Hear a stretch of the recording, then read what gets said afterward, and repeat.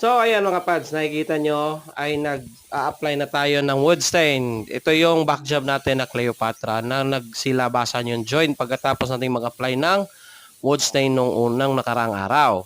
So, ayan, nakikita nyo tapos na tayong magliha. Tinira natin dito is 180, 220, and 600 na liha. So, pagkatapos ng 600, hindi na ako tumago sa 1,000 kasi ma-finish na siya. So, ayan mga pads, ang ginamit ko ay spray gun, hindi yung paintbrush. Kasi para diretsong makapal at hindi naman siya ganun kakapal, singkapal ng sa paintbrush na pasada. Dito naman mga pads ay at least hindi mabubura yung grains ng kahoy, yung pattern sa kahoy. So ayan mga pads, ito lang muna yung i-share natin ngayon.